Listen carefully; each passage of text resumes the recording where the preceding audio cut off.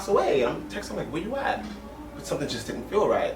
So I'm like, okay, I'm gonna get up and go where she told me she was. Cause something my hair's half done. I'm like, something just don't feel right. So I get up and I'm going, and I literally, as I open the door, I hear the ruckus. So I'm running. And there's a salon on the way, and there's like a Caribbean older man who's a barber, and he was like being disrespectful.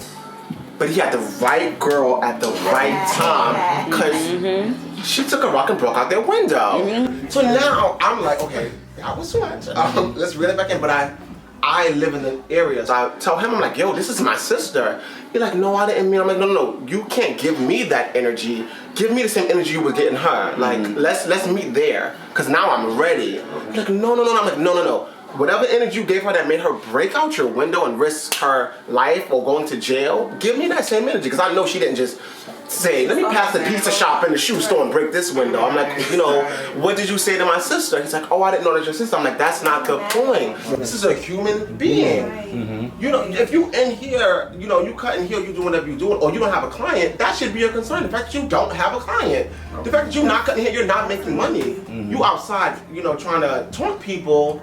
So we cleared that up without having to go any further, because she had already broke the window, and I'm like, girl, we gotta get you out of here. And I literally couldn't believe it, because I've lived in this neighborhood all of my life. So I'm like, damn. I invite, girl, I'm Jody Joyner here, you better come. She in a good mood, girl, come get your hair done right when she here. We chilling. So it's like, I invited you here, and it's like, damn, this is what I invited you to. So it's like, nah, we gonna clear this up right now. Ever since then, it's like, they're trying to have like the best energy when they see us, but it's like, don't do that out. I appreciate you doing it out of respect for me, but know that as human beings, you're gonna see so many people passing this barbershop, and it's like, you came out of the shop because you were attracted. You saw her body, you saw her looks, and you wanted to get in. She gagged you, and then when you got in, or she was honest enough to let you know, like, nah, this is not that. Now you're upset. She didn't owe you anything. Like, she owed you nothing at all. Respect people. Respect people from all walks of life. And you won't have to pay for this window, that was shadows. A lot of straight men, they're so confused by their attraction to trans women. They're so confused by it that they kill them after they're done having sex. And like, they go all the way, they fulfill their desires and all this, and now you want to kill them because you are not happy with what you are attracted to. Based off what you said, I don't think I'd give them the word confusion, because confusion wouldn't allow me to kill someone. I wouldn't just kill someone because of confusion. I stand corrected. No, I'm not correcting you. I wouldn't give them that, because your attraction is your attraction. Based off what you said, it really hit, because my good sis Zaraya. Hi, Zaraya. She's one of, I've known her since I was 11, and I've known her pre-transition, post-transition, all of it. And she's never been a different person. It's never been a clicking stone in my head, like, oh my gosh, she's trans. Acknowledge her experience, acknowledge what it is, but she's a regular person just like me. So I feel like when you start to just move like that, you just normalize centers and spaces and stuff so that's just, oh, okay. Yes. It's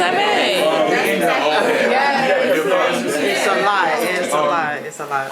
Because it's like, I'm hearing everything, and it's like, okay, so for me, I'm also coming from I'm Nigerian, so the barbershop for me is more so African. So outside of the black experience, there's the African experience for me. So it's I'm not only just African, I'm also gay, and these people don't like me at all, and they just sit there and have conversations about killing people like me on a regular. Wow. So no, not now it sounds it's easier to say, but going through it, but for me, that just pushed me to want to open my own shit anyway. So once I got my own space, it wasn't no offending nobody. Yes. You can't talk to nobody no certain way. Anybody that come around, they for me, so you gotta respect this space. This is my space.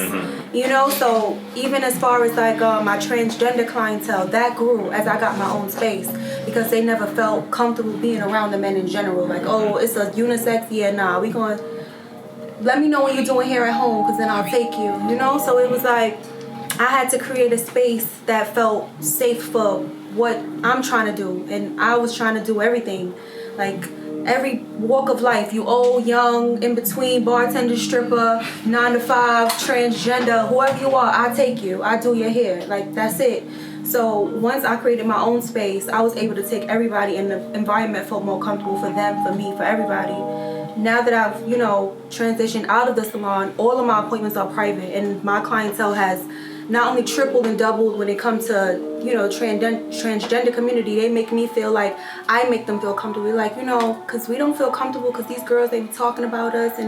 So, I have a lot of transgender clientele that tell me about their experiences, and I just feel so bad. Like, I just feel so horrible, and I just try to make them feel as comfortable as possible, because I don't know what I would do in that situation. And even hearing some of y'all stories, it's like, you just trying to get your fucking hair done. Like, it should never be that deep. And you putting money in their pocket. You pay these people to make you feel uncomfortable. That is heartbreaking. Because my whole thing with people is to make them feel beautiful. Like, people get their hair done to clear up insecurities, whatever they feeling.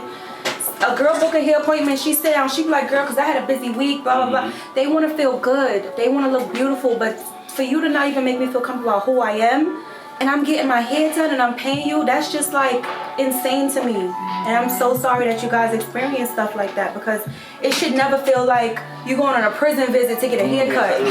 Like, that's crazy to me. Right. We talk about like breaking these things, right? And I don't want to, and of course we highlight the trans women, but I also know that like trans men experience Yes. Because that's a different, and it's not to negate what the girls go through. Everybody Like, have their to come in, right, and you're transitioning, from misgendering. yes, and when it's like, or if you've been in the environment or you're in your neighborhood and they know you, were from your past. They know you from your past life, and now you're coming into like your new self and who you're supposed to be, and it's like, down to the texture of your hair changes, right? Now down to when you get facial hair, down to, so I'm a barber, right? And it's just so disheartening because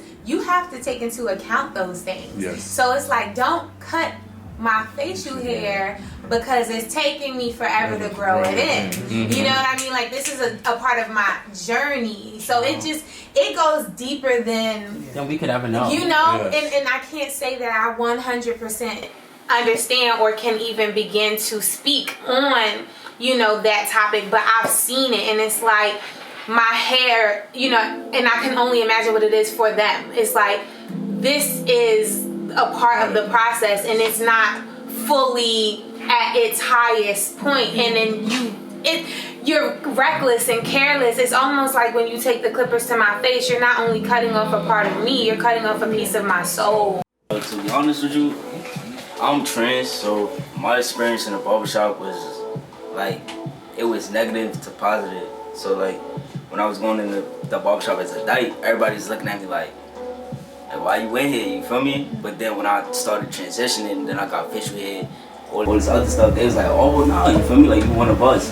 Because I've been in my neighborhood for so long. I've been in for 15 years. So people know that I've been this way my whole life. You feel me? It was no, oh, now you just coming out the blue, you trans. I've really been this way. So they didn't really care. They kind of accepted me. So I kind of take that as a blessing because everybody don't have that. You feel me? Everybody go through different experiences. Like, some of my friends, they go in the barbershop and they get looked at weird because their voice is not as deep, or they don't have as much facial hair, or they still have, you feel me, breasts. So they get looked at very, very different. They get called names, they get talked about, everything. But it's just like, they look at me like I'm a cis person, but I don't look at myself like that. You feel me? I consider myself as one of them, but they don't look at me as one of them because they feel like when we go in the barbershop, I get more respect than they do.